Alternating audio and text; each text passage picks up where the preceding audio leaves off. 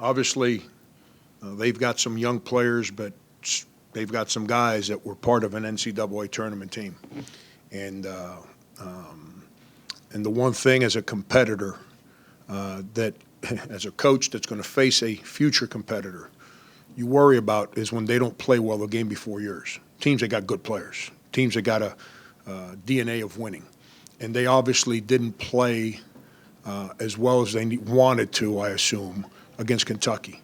And then the other thing that you don't want to face is early in conference play, a team that's got the DNA of winning, that's got good returning players, real good players, with a real good coach, with the challenge of facing 0-3 in league play. You're going to get their best shot.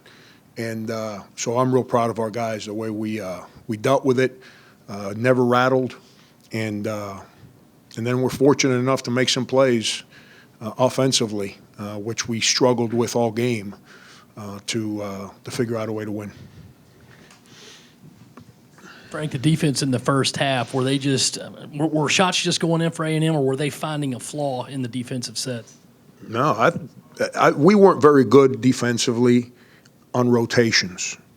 I thought our initial hit defensively was solid, but once they made a pass and they attacked us, that's what people do to us. They don't try to run offense. They try to get the ball to somebody and then go attack.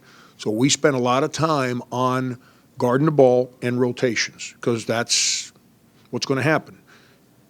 Our rotations were bad today. Some of our young guys rotated off the wrong people. Therefore, we were forced to rotate off a Hogue.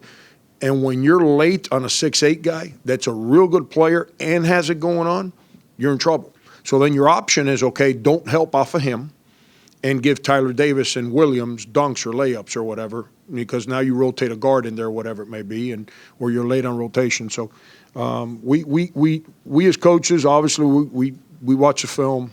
We try to do our jobs. I know some people think we don't, but we try. And then we're going to share some of that with our players because it's about continuing to learn. Only 6 turnovers, and you forced 25 of them. Pretty big disparity. What was the key for your team in that regard? Yeah, it's like I said, I thought our initial hit defensively was pretty good. The problem is that when they got the ball past a certain point, then they didn't try to pass it anymore. They just attacked us. And sometimes we got them sped up, which is part of our plan, and we rotated the right way. So now they make mistakes. They end up not being able to get the pass or the shot they're trying to get, which we were able to convert turnovers into some open court opportunities, which is something that's been lacking from our team, those easy open court conversions. We got a couple of those today, and I think gave our guys life. Our initial hit defensively was good. The problem we're having as a team, and I got no problem, personal stuff that's between us. The basketball part, I got no problem ever sharing. It's not like I'm surprising another coach because they watch the film.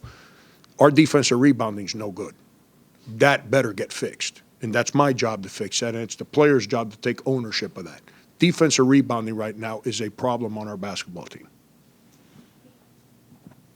Frank, what did you tell them at that timeout with about 7 minutes left after A&M had gotten the lead? Because then after that, Sin comes out, makes a bunch of plays, you guys hit some shots, and kind of open things up.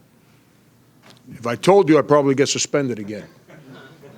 Actually, I didn't. I was very positive. We've got a fun group. I really didn't. The only time I got aggravated today was with Mike Kotsar, and he responded like a champ, his defensive play in the second half. But those guys are fun. This team's fun to coach. They're fun to be around. They're not perfect. Heck, I'm not perfect. No one's in this room's perfect. But they're fun. They care for one another. They got courage.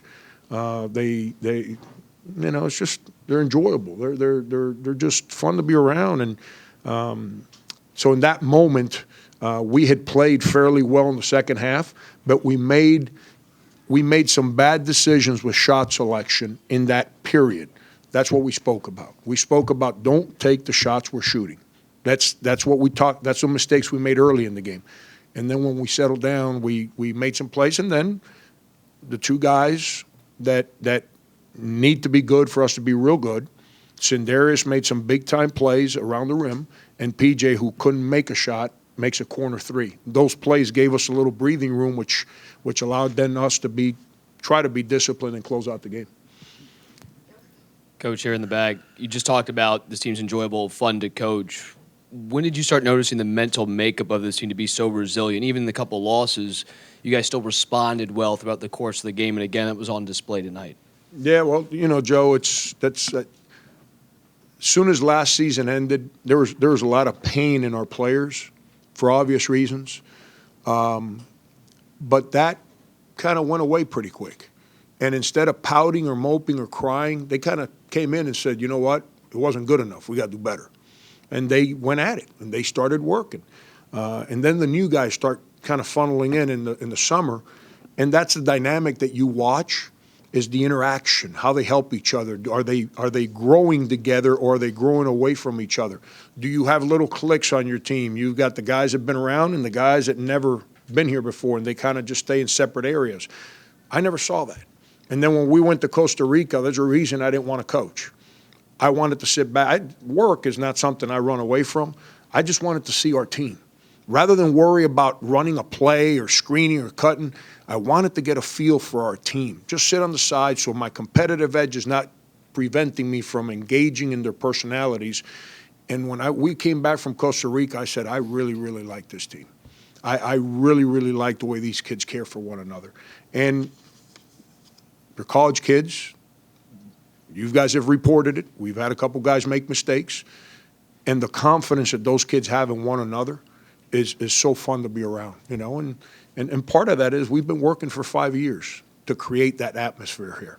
And I'm not saying we're there yet, but we're a lot closer than we were 5 years ago. What you saw from Rakim today, is that at all a benefit of the 6 games where you had to ask a little bit more of him with Sindarius out? Ain't no doubt. That, and he's finally been in practice and getting himself in shape. And, back November 15th or whatever, it was like an AAU game to him. He wanted the ball in his hands, and he didn't want to guard the way we were asking him to guard. Not because he didn't know, it's because he's never practiced it. So when you're doing something new, and now you're in the moment, you always want to revert to what you've done. And now he's starting to understand what we do. And I said this outside on the radio, the one thing that got me the first time I ever watched him play, the first thing that jumped out at me is the confidence that he plays with. That three-pointer he shot where he just kind of came up and let it go, I haven't had a player do that since Denny Clemente. That's the confidence that kid has in what he's doing. Like I tell him every day, you got to keep understanding what we're doing so then you can play with that confidence within our structure. He's getting better. He's not there yet. Not there yet, but he's getting better. And, it's funny. All those first-year guys, they're like it's a rotation. Everyone, a different one, helps us on a different day. It's like today was Rakim. At Georgia, Hassani made some big-time plays. When we played Michigan, Ceedee showed up and had no idea what we were doing and had some big-time blocks and gave us some great possessions. Little by little, it's like it's why it's so hard to win with freshmen. You got to have upperclassmen. Franco, you guys started 2-0 last year, 2-0 this year. It's the first time they've ever had back-to-back 2-0 starts in league play. Just how much do you stress that to your team, or do you mention that at all going forward? I won't sound like Coach Spurrier, but it sounds like we're doing a lot of firsts around here.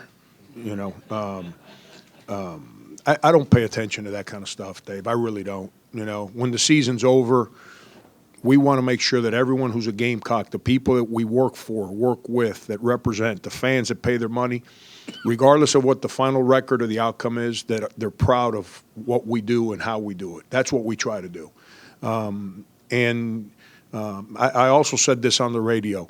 I just told you I'm really concerned with defensive rebounding. That to me is a problem. And I'm not concerned with it anymore. It's a problem. It's got to get fixed like now. I also remember being here 3 years ago and us winning the rebounding battle and being 0-2. I'd rather be 2-0 and go fix a problem than be 0-2 and try to convince them that the problem is something else that we can't fix. It's, all that kind of stuff, I'm just happy we beat A&M. I'm just telling you. I'm happy for our players because A&M's got real good players, and Billy does a heck of a job. And I'm real happy that the way the game evolved, it's not like we came out and we were shooting the lights out and all that other stuff.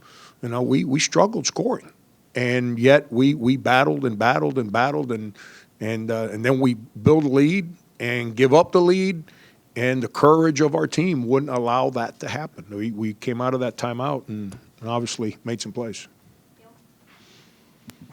Even through Dwayne's struggles, you were pretty consistent in the message to us. But how nice is it to see him bounce back and be the guy that we're kind of used to seeing on the offensive end in particular? Since you're asking the question, will you take it personal if I give you a smart aleck answer? Not at all. You won't take it personal? No. Let's be happy I'm coaching them and not you guys.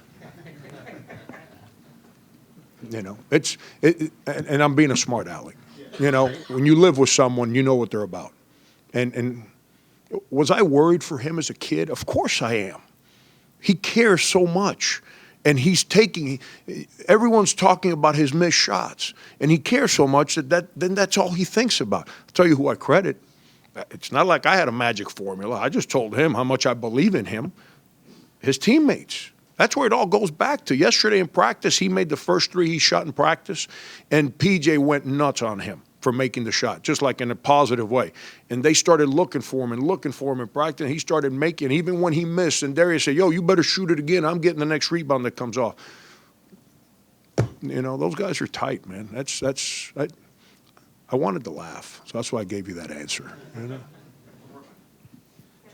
Back to the rebounding thing, you mentioned the defensive struggles, but offensively, you guys did so well rebounding and got a lot of second chance points. Is there any explanation for that kind of disparity between the two? It Yes. seems like offensive rebounding would Yes. be harder. No, that's defensive rebounding, you're facing away from the basket. Offensive rebounding, you're facing the basket. So when you're offensive rebounding, you can track the ball. So now you're watching the ball. Someone shoots, you're watching the ball. The guy's trying to box you out or he doesn't box you out. And as you track the ball, you can chase the ball. When you're defensive rebounding, you're tracking the ball defensively. That means the ball's over there. Your eyes are on that ball. When there's a shot, now I've got to go find. And then I've got to go away from the basket. We call it first blood, to go create contact. So then that guy can't come get a rebound. And then you got to turn and go after the ball. The biggest mistake our guys are making is when the ball shot from there and we're here, they shoot, we're staring at the ball when it's going up to the rim. So now they're coming and the ball comes off the rim and we're underneath the basket. You can't rebound. Only thing you can do underneath the basket is take it out of bounds and get dunked on. That's it. That's the biggest problem we're having. We've got to clean up that backside rebound by getting away from underneath the basket. Really off topic, Frank, but is Corey Holden okay? I saw that crutch and the knee brace. Yeah. He had a follow-up procedure done on his deal. Yeah, he's great. I'm so proud of him, man. It's, you know, to go during a redshirt year and go through what he's gone through, and now just having a follow-up procedure to kind of cleanse it up even more. And his spirit, man, he's a pretty powerful kid. You know, our teammates love him. He's powerful in the timeouts. He's powerful in the locker room. You know, that's a lot of times we get too wrapped up with averages and who shoots and who does not, and we don't realize the power that people that are in that locker room and live with those guys every day have, both good and bad. Thank you.